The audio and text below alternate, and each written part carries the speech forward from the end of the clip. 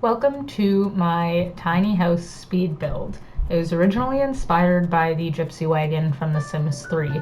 I always thought that that was a really whimsical house. I loved the pink and I loved the yellows, and I thought it was just really nicely colored and bright and totally different than everything else that came out with the Supernatural pack. So I kind of wanted to do a little nod to that with the Paranormal pack coming out, hoping for some kind of like fortune teller stuff to possibly be in that pack. I might be a little too hopeful, but it would be nice if they gave us a little something, or at least like a tip of the hat to it. I definitely think that by the end of this pack, it leaned a lot more towards the eco-friendly, minimalist kind of house. It was a lot more for the vegetarian in your household. It wasn't the kind of gypsy wagon-esque tiny house that I expected it to be when I started, but I really did love the color. I tried to bring as much of it in as I possibly could. So I've started here with a couple planter boxes. I've got move objects on just so that I can squish as many plants together as possible. I like the way the plants look when they're kind of crumpled into one spot. I find that a lot of plants will grow kind of on top of each other, so it seems weird to not display them like that in The Sims. I'm going to do a lot of the landscaping first, because with this build, a lot of the actual build is outside just because it is such a small house. I want to bring the beauty in from the outside, so I started with a pathway. I wanted a little bit of a curve because I thought that it just added a little bit of character, and then I messed around with a couple trees in the back. That one, though, couldn't figure out how to stop it from floating. It actually took me longer than I would like to admit. Yeah, so I scaled it up a little bit just to make like a little bit of a shadow on the house, changed the lighting during the day. And then I loved these ferns. I use them everywhere in this build. I think that they're absolutely gorgeous. So I'm going to be messing around with this side of the building quite a lot. I end up putting a lot of flowers and a lot of grass and a ton of ferns. Also a little bit of the cat grass, because I thought that like, I know it should be around a swamp, but I really thought it added something to the side of the building. So I kept the flowers, I scaled some up, some down, just tried to kind of patch in as much as I could and really make it look like a cluster of plants were growing on the side of the house. We do have a pretty plant-friendly lady that lives here though, so it makes sense that she'd be able to do a fine job taking care of the plants around her building.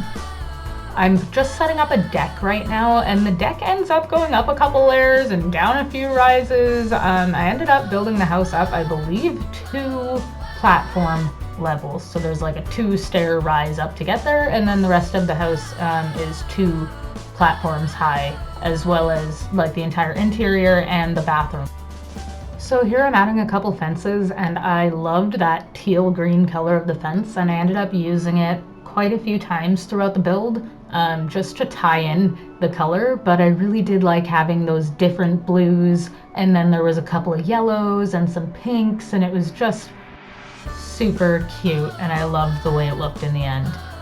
So I've added a little bit of a couch here, and it took me actually quite a while to come up with that. I thought that I was going to do benches for a long time, but then I kind of gave up on the benches after not being able to find one that fit that nook properly.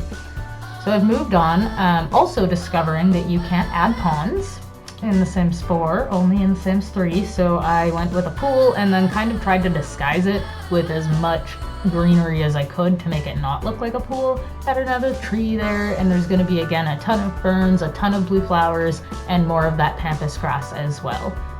Finding a couple willow trees, and that willow tree doesn't end up staying there. I didn't quite love it as much as I thought I was going to love it, so I ended up moving it to the other side of the building, but I still think it ended up looking pretty good. So I'm adding a little bit of grass here too, just because I thought it needed a little bit more sprucing up, and I needed something that could really like fill that corner.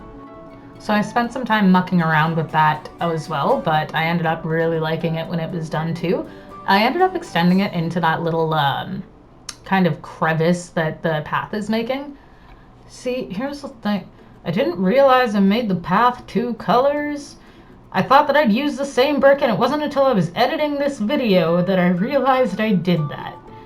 So I'm definitely going to go in and change that before I upload the full build to the gallery. So please pretend that that is all one color. I'm definitely going to change that later. We've moved on, we're going into the interior of the house, and I started with the kitchen. I thought that every good house starts with a good kitchen.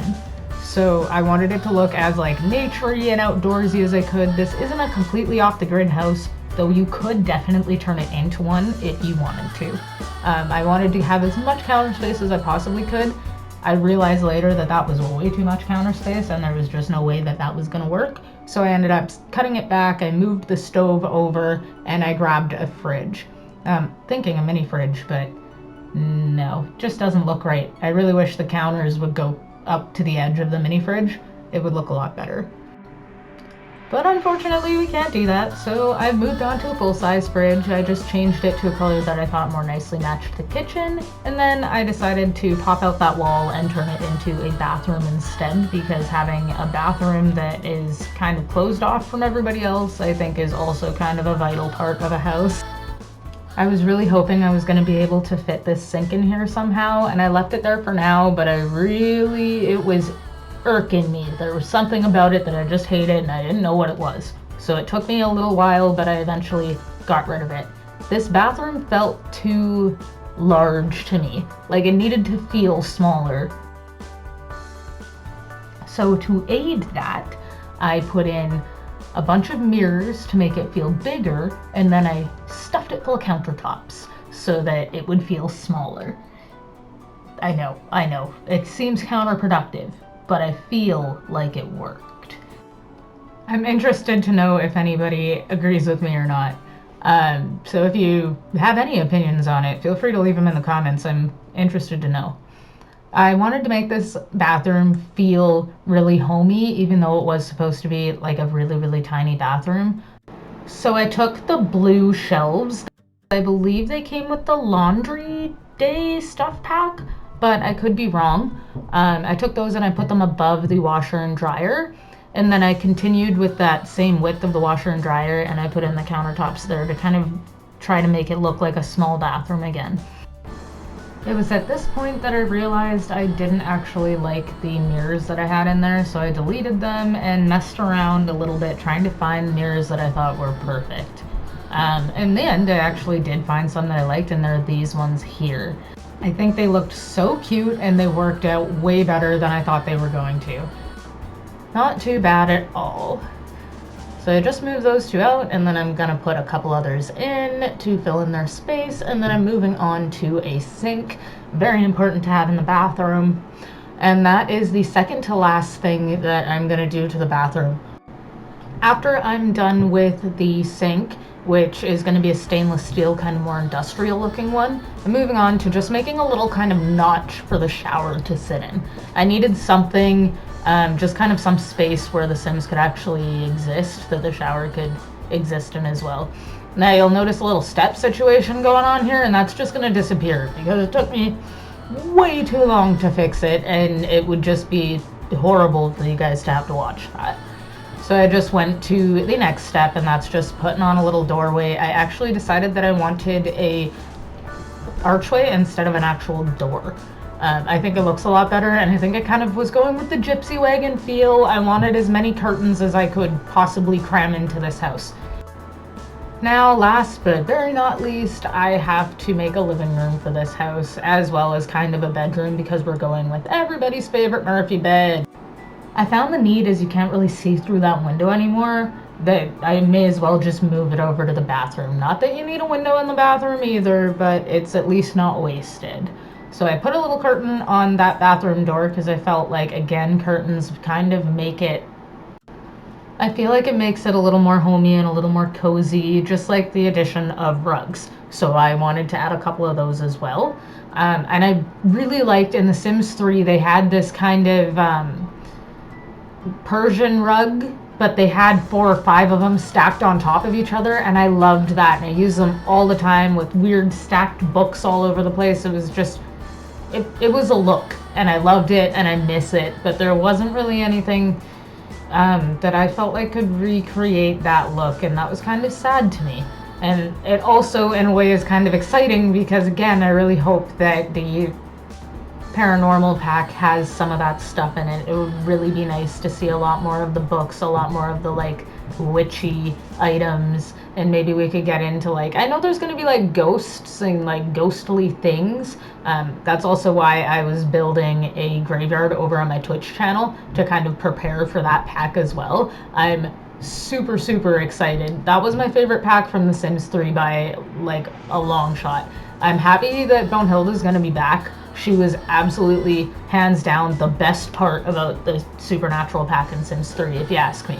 I loved having 4 or 5 of her in my house, and I would never have to take care of my child.